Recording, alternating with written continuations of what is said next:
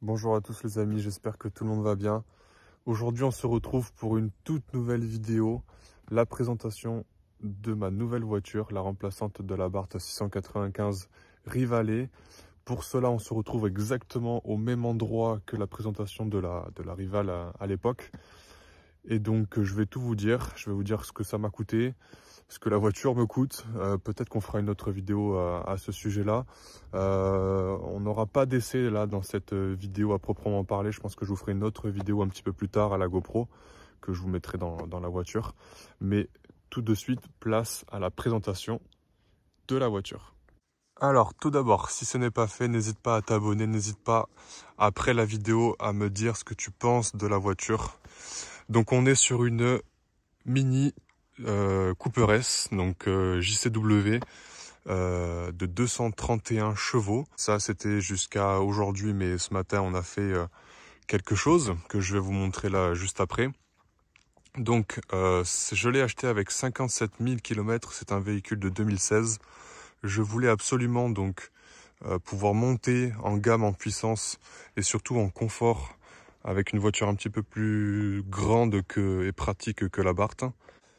Je ne voulais pas également une version trop récente. Déjà, hormis le prix qui est pharaonique sur ces voitures-là, je sais pas pourquoi. Après, on est sur du BMW. Je pense que c'est un simple positionnement très haut de gamme de la part de la marque, puisqu'un modèle comme celui-ci, neuf à l'époque, je pense qu'on était aux alentours des entre 40 et 50 pour donner une grande fourchette. Donc on va dire 45. Aujourd'hui, on est à 50. Je crois que c'est 51 000 exactement pour le modèle cabriolet. Donc autant vous dire qu'avec options et accessoires, on frôle les 60 000. Pour une voiture comme celle-ci, sincèrement, je trouve ça disproportionné, même si c'est une très très bonne auto. Je n'avais jamais roulé, jamais essayé, pratiquement jamais monté dans une Mini avant de l'avoir achetée. Mais je savais que c'était ce modèle que je voulais absolument. Donc pourquoi 2016? Pour finir là-dessus, pour surtout éviter le FAP, car on aura aussi l'occasion d'y revenir. Mais une des options principales que je voulais au cahier des charges était la ligne JCW à clapet avec la petite télécommande. Donc niveau moteur, on est sur un 4 cylindres de 231 chevaux annoncé constructeur. Je vous cache pas qu'on a j'ai eu une mauvaise surprise ce matin en la passant en banc, car j'ai fait dès ce matin un stage 1, donc j'ai l'auto depuis le 5 décembre et le projet avance bien. J'ai encore quelques décorations à mettre, mais on a bien avancé. Donc 231 chevaux avec 320 Nm de couple. Ce que je vous propose, c'est qu'on va ouvrir le capot tant qu'on parle du moteur. C'est un petit détail, mais ça, les portes comme ça, j'adore, sans montant. Donc pour ouvrir le capot, chez BM, c'est 2 coups. On a la petite trappe ici à carbone qui est fausse, hein, c'est fake, c'est dommage, c'est plein. J'ai changé le badge ici pour le passer en noir, ça coûte 37 €, je vois pas pourquoi ça coûte 37 €, hein, c'est que dalle. Le moteur, toujours assez bien entretenu l'auto. Donc un filtre à air BMC qui est juste ici. Donc voilà, 4 cylindres, twin turbo. Quoi vous dire de plus? Rien de spécial. Ici, on a une très belle barre en rouge. Avec un rappel ici, puisque à la base, au niveau des écopes de frein, on est sur un plastique noir là, de la même couleur. Mais un beau petit rappel entre les deux. Les plaques qui ont été changées bien évidemment. Donc de chaque côté. Voilà pour la face avant, avec le capot ouvert. Bon, vraiment tout petit détail, c'est ça que j'aime bien. Ça fait penser aussi, c'est les Macan qui ont ça. Directement les feux. On a eu un déchromage. Donc il faut savoir que l'ancien propriétaire avait fait quand même pas mal de choses. Donc un déchromage complet à ce niveau-là. Parce que normalement tout est chrome. Je sais pas si on peut appeler ça un Shadowline, mais c'est comme ça qu'est l'appellation chez BM. Les jantes, je crois que c'est du 17 ou 18 pouces, ouais, je sais même plus. Les jantes JCW, parce que vous en avez d'autres qui sont pas très belles, qui sont totalement bouffées. Alors je vous rassure, c'est pas du tout moi. Je l'ai acheté comme ça. Je pense que je suis la 3e personne à l'avoir, celle-ci. L'avantage, c'est que bon, les 4 jantes sont dans cet état-là. Si un jour je les touche, nique. c'est pas grave, ça me fera moins mal au cœur. Au niveau des pneus, donc là tout neuf Michelin PS5 et à l'arrière on est sur du Pirelli, je sais plus lesquels. Ensuite, ici on a une très belle arête qui normalement n'est pas rouge, alors c'est vraiment pas de l'impeinture, vous voyez je l'ai pas très bien mis ici, donc on est sur un autocollant, donc il y a juste à enlever cette partie-là, à le déclipser et ensuite à essayer de l'aligner avec la courbe que vous avez là. C'est une très belle arête qui n'est malheureusement pas mise en avant d'origine et qui fait un rappel du rouge ici, le rouge des étriers, ici au niveau de la calandre et au niveau du toit, qui d'ailleurs le toit s'ouvre. On a une partie ici qui va s'ouvrir, une partie ici qui est fixe, mais qui permet aussi d'être un panoramique. Donc un toit panoramique ici et un second ici. La petite antenne qui n'est pas gênante, le petit spoiler qui est très sympa. Ici on a un rajout en plastique de son plus bel effet. C'est un petit détail, mais vous allez voir que l'auto est pleine de détails.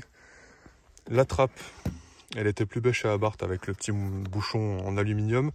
Cette partie-là noir brillant qui va passer en carbone mat. J'avais de carbone brillant dans toute la voiture à l'intérieur sur la Abarth. Là, on va passer sur du mat. Ça fera un petit rappel sur le volant. Je vous rappellerai ensuite. Enfin, je vous le montrerai, le volant, bien évidemment. Les feux ici, des chromages à ce niveau-là. Les feux qui ne sont pas d'origine puisque ce sont même pas des options, ce sont des accessoires. Attendez, options accessoires, oui, c'est ça. Ce sont des petites personnalisations que vous ne pouvez pas avoir lors de la commande de la voiture. Donc, il faut ensuite les acheter en accessoires. Donc, ça coûte super cher, donc ça avait été fait, donc c'est parfait. La ligne qui coûte une fortune, qui n'est plus disponible puisqu'elle fait trop de bruit, elle est plus homologuée, parce qu'on est sur du, je crois la ligne c'est 2500 et on m'a dit qu'à peu près 5000 tout compris avec la pause. Cette partie là qui est un rajout, on le voit parce que là il y a encore un petit peu de colle, c'est un petit peu dégueulasse mais c'est pas grave, qui est un rajout. Je trouve ça vachement plus joli que ce qu'il y a d'origine. On le voit ici, on a les radars de recul qui sont un petit peu partout, ça c'est un bon point sur le véhicule. Ici on a une autre belle arête que je mettrai en valeur avec le même système de stickers. Ici le logo Mini a changé, on a les vitres qui sont teintées à l'arrière, ça c'est sympa parce que du coup j'ai pas été obligé de les faire quand j'ai fait les à l'avant. À l'avant elles ont été faites il y a vraiment pas très longtemps. De plus sur l'extérieur, au niveau des petits détails, on a rajouté ici des petits logos qui ressemblent à la police des anciennes voitures des 24 heures du Mans du plus bel effet, avec deux numéros différents, si vous l'avez remarqué, le 13 et le 22 de l'autre côté. Est-ce qu'on a fait le tour de l'extérieur? Je pense. Oui, je vous mets quelques passages de ce matin de la voiture qui est passée au banc, car comme je vous l'ai dit, donc on a fait un stage 1. Je vous laisse les images tout de suite et on se reprend juste après.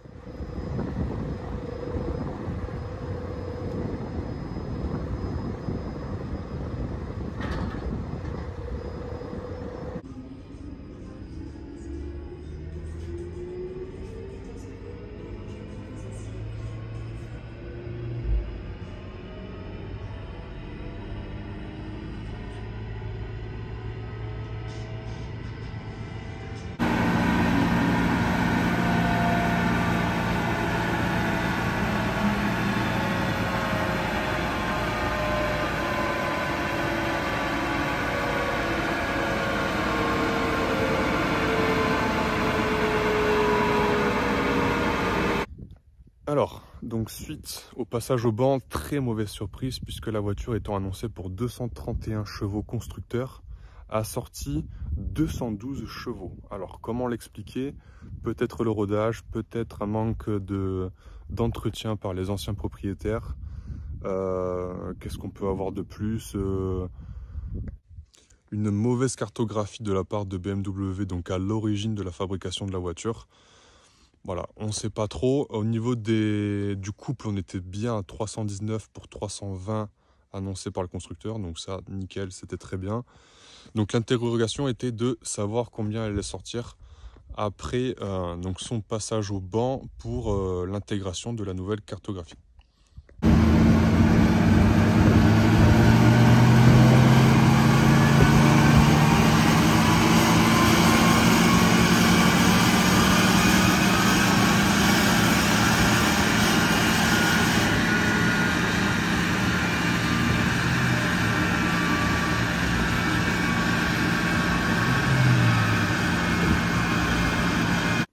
Et donc, après ce passage au banc, comme vous avez pu le constater, l'auto a sorti 270 chevaux pour 425 Nm de couple. Ce qui est finalement très bien, donc on a un petit rattrapage par rapport à la puissance. 270, ça fait quand même un gap de 57 chevaux au total, ce qui n'est pas négligeable. Donc on a presque gagné 60 chevaux avec un simple stage 1. C'est très très bien. Normalement, on est plutôt aux alentours des 280, certaines vont sortir 290. Et donc 425 Nm de couple. Donc dans l'ensemble, assez satisfait. Et d'ailleurs, si vous me posez la question, je mettrai en description de la vidéo la société où je l'ai fait, donc BR Performance à Nice. Au niveau de l'intérieur, donc on a l'ouverture ici, donc on est sur un Key Let's Go. D'ailleurs, s'il y a un truc que j'aime pas trop sur les Mini, c'est la clé, même si le porte-clés est vraiment sympa, aux couleurs en plus de la carrosserie, avec toujours ce petit liseré rouge qui lui va très bien, en tout cas sur la mienne. Le seuil de porte JCW, l'intérieur de porte, on a du noir brillant, on a un système de son, donc Harman Kardon qui est vraiment excellent, qui est beaucoup plus intéressant que le Beats de chez Abarth. Au niveau des sièges, je ne voulais absolument plus de sièges en cuir. L'entretien, c'est relou. Tu ne tiens pas dedans, tu glisses. C'est joli, mais c'est chiant. Vraiment. Donc, on a on va dire, c'est du daim. Je pense que ici, c'est du simili cuir. On a un petit rappel rouge ici. Ici, on a les commandes pour s'ajuster. Au niveau du pédalier, donc en alu, ça c'est très bien avec une petite lumière là, on le voit. Ça c'est un petit truc, ça me fait penser un peu à un Mercedes. On a aussi le rappel ici de la couleur. Au niveau du volant, qui est une option, même un accessoire, pardon, ça vaut 800 €, 1000 € avec la pose. On est vraiment sur un carbone ici, vous voyez, en 3D. Alors je sais pas comment ils font ça, j'ai l'impression que c'est du carbone qui n'est même pas cuit, qui est juste tressé. Mais c'est de son plus bel effet, d'où le fait de partir sur du carbone mat pour le futur. On aura une partie en carbone mat ici. Une autre partie en carbone mat, donc ça je vous l'ai montré sur l'extérieur. Qu'est-ce que je vais faire de plus à l'intérieur? Pour le moment rien. Au niveau du compteur ici, donc la voiture aujourd'hui un tout petit peu plus de 60 000 km. Ensuite l'affichage à ce niveau là, donc ce n'est pas tactile. On a ici de quoi s'ajuster, comme sur les séries 1. Un truc désagréable, enfin que je trouve pas très joli autant que la clé, c'est le sélecteur, enfin c'est le mode, donc sport, green, et on a medium également. Je trouve pas ça très sexy, malgré tout quand on est assis, ça tient bien sous la main, donc bon finalement c'est pas trop mal. Le sélecteur de vitesse, ici on a 2 portes gobelets avec un utilisé par la petite télécommande qui vous permet d'ajuster les clapets. Donc vous ouvrez les clapets, ils se fermeront à chaque fois que vous allez éteindre l'auto. Ici, un petit autocollant pour rappeler le rouge toujours de la carrosserie sur le toit, mais même de l'intérieur. Donc c'est juste un petit autocollant, sinon c'est chromé. Les petites palettes en plastique, mais qui fonctionnent très bien. Ici, un petit autocollant. On dirait une signature, c'est très sympa. Donc ici le toit ouvrant. On a à ce niveau-là donc les lumières. Ici, on va régler, voilà, la mise au point c'est faite. On va régler l'éclairage d'ambiance. Ici, c'est le toit ouvrant. Et puis voilà, le système Harman Kardon. Hop, du rangement à ce niveau-là. Et derrière, des petites places. J'ai l'impression qu'il y a moins de place derrière. Bon, c'est juste de la pointe, hein. Il y a moins de place que dans la barre, parce que là derrière moi tu ne rentres pas du tout. Et si je récupère ça, donc la courbe, comme ça je vous la montre direct, on parle pas chinois, on va dire que ce sont les preuves. Est-ce que la mise au point va se faire? Oui. Voilà à quoi ça ressemble. Voilà, un petit rappel du JCW là à ce niveau là, en dessous de l'appui-tête. La petite boîte à gants qui est minuscule. Donc ça c'est la petite boîte de la télécommande. D'ailleurs la télécommande, rien que la télécommande, ça vaut 200 balles, j'ai vu sur internet, c'est incroyable. On a un petit tableau de bord là tout noir en plastique. Bon, pas trop en demander non plus. Et vous imaginez que normalement ça vaut 50 000 à l'achat. Hein. Mais bon, après c'est normal. Petit tableau de bord ici en 3-2, c'est sympa. Je pense que certaines l'ont en rouge, donc c'était une option lors de l'achat. Au niveau du coffre, c'est pas trop mal. Donc là, il y a un casque de moto, un sac d'appareil photo de spotter, et là, tous les produits d'entretien. C'est pas trop mal. C'est pas ouf, mais c'est pas trop mal. On va mettre le contact. Le petit message. Donc, ceci est la maladie des F56 au niveau du sélecteur de vitesse. Ça se passe tout en dessous. Position P, vous avez un espèce de petit ressort qui ressemble à un trombone. C'est... Voilà, mais qu'il faut changer, qui a cassé. Donc, je me suis renseigné. Ça vaut à peu près 1000 balles, le trombone. Donc, avec la pose, hein. Mais on parle d'un trombone, hein, donc ça coûte moins d'1 euro. À faire changer chez BM, apparemment moins de 200 euros chez un petit garagiste, puisque chez BM en fait, donc il faut tout sortir ici, il faut tout enlever, mais chez BM en fait, ils vous changent absolument tout. Donc on le fera, mais Inch'Allah un petit peu plus tard quand j'aurai décidé. Mais sinon on a toujours le message qui s'affiche et puis il y a juste à faire ça. C'est pour ça que d'ailleurs vous avez un petit point d'exclamation à ce niveau-là, mais dès que vous passez à la vitesse, il se passe plus rien. Donc après, au niveau des commandes, bon, il n'y a rien trop à dire. Donc, on n'a pas de CarPlay, mais au final, on s'en fiche parce qu'on met le câble et ça fait là exactement la même chose. Pour changer le mode, ça va fonctionner, ouais. Donc là, on est en green, donc les vitesses vont passer dès 2000 tours minute. On a peu de couple forcément. Ensuite, on a médium, donc plaisir de conduite, donc un petit peu plus de couple et les vitesses passent à 2000 ou un tout petit peu plus si besoin selon la pression que vous mettez sur l'accélérateur. Et ensuite, feeling carte maximale. Donc là, on est en sport. On va se mettre ensuite en boîte auto, valve ouverte. Et là, ça va pétarader au max.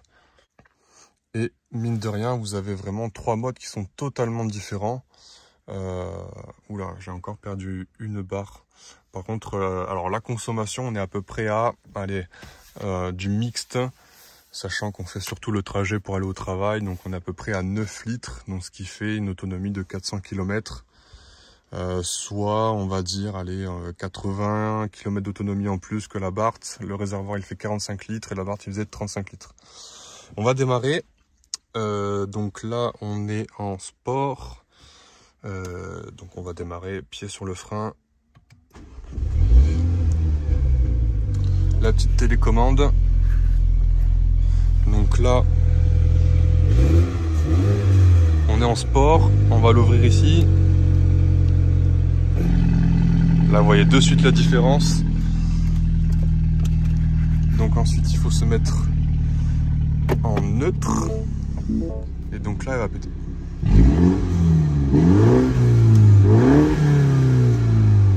Bon, finalement, elle n'a pas pété, donc on verra un petit peu plus tard. Sinon, je vous mettrai d'autres vidéos de quand elle a pété, justement, quand je le fais le reste de la semaine.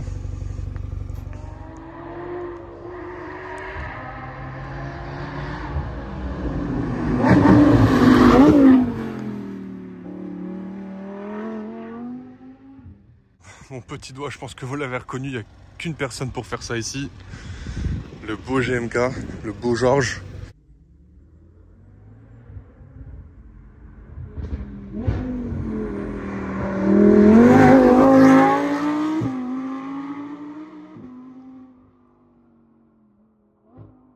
Alors pour finir, je pense que je ferai quand même une vidéo dédiée à cela. Au niveau du budget, donc voiture de 2016, F56 boîte auto, 57 000 km, avec tous les accessoires et les options que vous avez vues, on est sur une base de un tout petit 28 000 euros, on va dire 28 000. Au niveau de l'assurance, 148 euros exactement. La Barth, je payais déjà 120, donc le delta est très faible malgré tout. Et mine de rien sur le marché, après la Barth, pour avoir quelque chose de justement plus puissant, mais aussi plus confortable et en boîte auto, et aussi plus fiable, parce que je voulais absolument pas de boîte auto chez Abarth, avec leur robot à la con là. Donc, quoi acheter? Donc, c'était soit la Mini, ou soit une S1. J'aime moins la S1, qui est une voiture quand même un petit peu plus petite, à peu près un même gabarit que la Barth, mais un peu plus grosse que la Barth. Et je voulais absolument une boîte auto. Donc finalement, aucun regret sur l'achat de la Mini, qui est vraiment excellente. Vraiment excellente, j'ai rien à dire là-dessus, ça marche, ça consomme, mais c'est normal, on le savait. Ça coûte cher, on le savait aussi. Mais en termes de plaisir, vraiment exceptionnel. Voilà, donc j'espère que cette petite présentation vous a plu. Si c'est le cas, n'hésite pas à me dire ce que tu en penses dans les commentaires. N'hésite pas à t'abonner aussi à mon compte Instagram Florian Photographie et à t'abonner à ma chaîne. Je pense que je ferai une autre vidéo plus tard pour l'essai routier. Et voilà, je te dis à bientôt. Ciao, ciao.